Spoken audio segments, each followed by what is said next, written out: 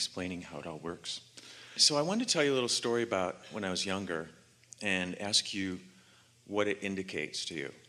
So I would have a desire for something, major decisions like what college I was going to go to, what type of business I wanted to work in, the person I wanted to marry, a major city I wanted to move to. So there's like half a dozen times that I had laser sharp focus on what I wanted to do and what I wanted. Didn't get any of it. But in all categories, I got something way better, much better. And it was something that I wouldn't even have known to ask for. So I got this feeling like there was someone else saying, no, you want something, we have something in mind much better for you. And I would receive it. Well, here's what's going on. You're really going to like this. All of you are. So as you're sifting through the details of life, you're launching these incremental rockets of desire. And it's not likely, maybe even possible, for any of you to really comprehend the full picture that you have incrementally been painting. So your vortex, let's just start by saying, is vaster and more extraordinary than its individual components that you've tossed in, because each desire is a vibrational thinking, attracting entity, attracting to itself. And so that's why this reality that you're creating here vibrationally is getting bigger and bolder and more dynamic. And that's why you can't yet see it and hear it and smell it and taste it and touch it, but you can sense it.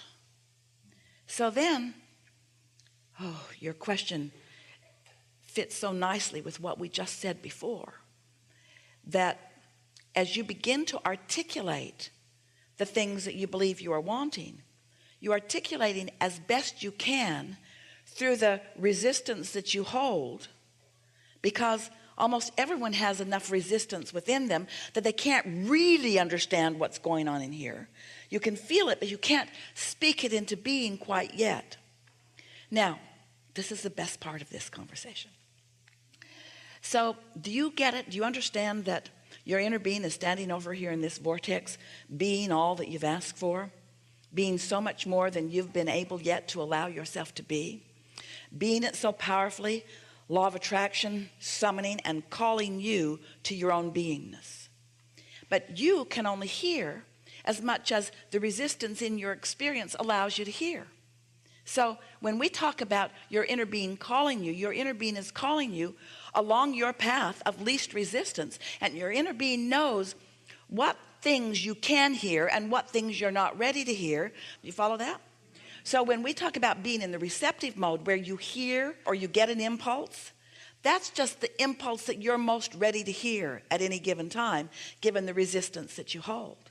And so it would be accurate to say that you rarely really hear what your inner being is calling you to, but your inner being is completely content just to call you over there, so it can call you over there, so it can call you over there, so it can call you over there, so it can call you over there, so it can finally call you over there, you see.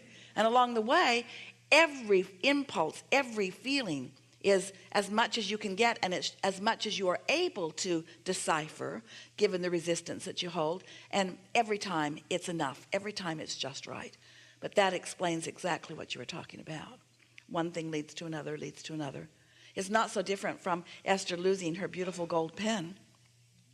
And they'd moved to another state and she couldn't find it, and she really wanted it. It was expensive, it was meaningful, and it was her favorite thing to write letters with. It was a beautiful fountain pen, so well balanced in her hand, and she couldn't find it. She looked everywhere, unpacked every box, went through all of her handbags, went through her handbags instantly, kept going back to the closet, feeling through them, feeling in the lining, feeling them.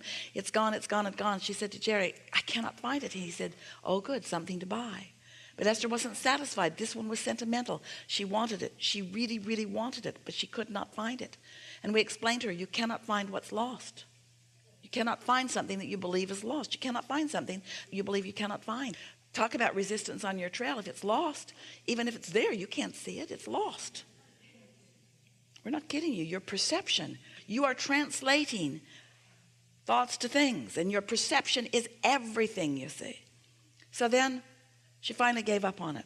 Just accepted that it was gone. Didn't want to, but did. And then about a month later, she was looking for a little perfume sprayer. Hadn't seen it either. So she reached in a purse that she thought it was last in and came out with that pen. She wasn't looking for the pen that was lost anymore. So then she could find it. And so that's kind of what goes on. In other words, your inner being will guide you. So Esther's inner being guided her to look for the perfume that she believed was in the place where the pen was. You see what we're getting at?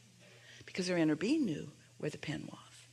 Esther had felt around in that bag, dumped it upside down. It is uncanny how clever the universe is to give you what you believe. I was going to share two stories with you that illustrate what you were talking about before. I found a leather jacket that was $1,000, and I was considering buying it. Never said I can't afford it, because I could afford it, but it felt extravagant to me. So I debated it, finally went ahead and bought it, and a few weeks later, I inherited $100,000. And the other one was when I was 16, I decided I wanted to work in a grocery store, and I had a paper route. Didn't apply to any grocery stores. I went around to all my customers in my paper route, and I said, I'm quitting the paper route because I'm getting a job in a grocery store. But again, never applied at any at that point.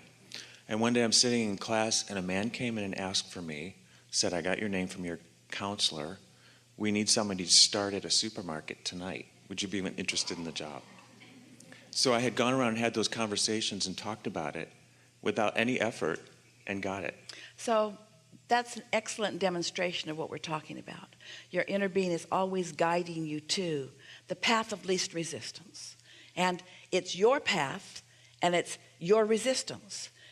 And we really want you to hear us when we say, your inner being holds no judgment about the resistance that is on your path. Just understands it and guides you over and under and around and through it. What difference does it make? Aren't interesting journeys interesting?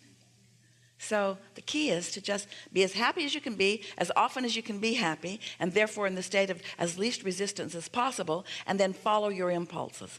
That takes a little practice to trust yourself to do that, doesn't it? Really good. Thank you. Really good. Daddy, thank you. Hi, how are you? Really well. I love the journey. No matter how far down you can go, you can always climb back up. Don't even have to climb. Just have to stop holding on to the bottom.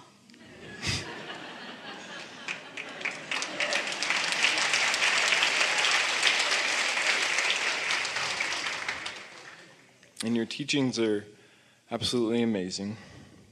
I love how... You love how good it feels to remember.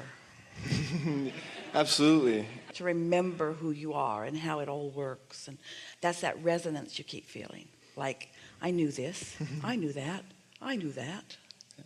It's funny how you can go from being little and being directly, almost having no resistance. And when you did, it was so short.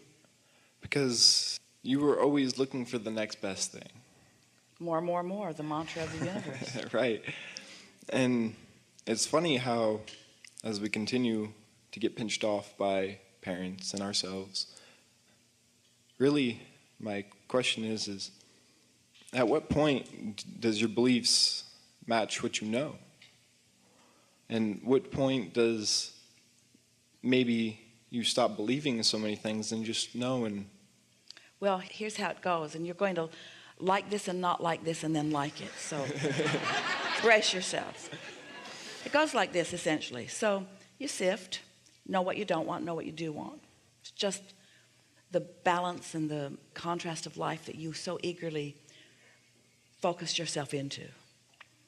So you launched this rocket of desire, let's say this rocket of desire, which came out of life, and it wasn't even a strong conscious rocket, but it was a point of clarification just the same. But it felt vague and odd to you because it was so new. Life presented it. But your habit is over here with facing the reality, and so this is new and unfamiliar. But now that it's happened, especially if it keeps happening, which it will, after a little while it gets your attention and you look over there, and if you're wise, and you are, and you care about feeling good, you have to find a way of resonating with this new becoming that has happened. So this new idea, which felt weird and odd, you focus on it and you talk about it, and you talk more about it than its absence, and then it starts to feel familiar. In fact, it starts to feel so familiar that it feels natural. And then you start not just hoping for it, but you believe it, and now you're standing in the place of it. So now, whatever that was, now you're living it. But along with that, and this is the part you don't like, most humans, along with that, you got what you wanted, but you also got a whole new vantage point, a whole new set of contrasting experiences, which eventually, usually very quickly, causes you to launch another unfamiliar rocket of desire, which feels weird to you. So you focus on it, you talk yourself into it, you soothe yourself, you bring yourself up to speed with it. Now you're standing over there in that vibration, and now it manifests. And right along with that manifestation is a whole new vantage point and a whole new set of contrasting experiences that's going to take all day long, which causes you to launch another rocket of desire. And so what continues to happen is your point of view keeps affording you more contrast, which is so wonderful because it gives you more ability to create. And once you get the hang of this, once you understand the slight discomfort in the new, then it doesn't have to be uncomfortable because you know the law. You know that doubt slows things down, and you know that belief speeds things up, and you know that you have the ability to focus more on what you want and less on what you don't want. So you get really good at no longer accepting the reality that others are trying to force down your throat, and instead applying what you know, what your guidance system has shown you the way that it works, you see. It's a wonderful thing to be your age and know what you now know.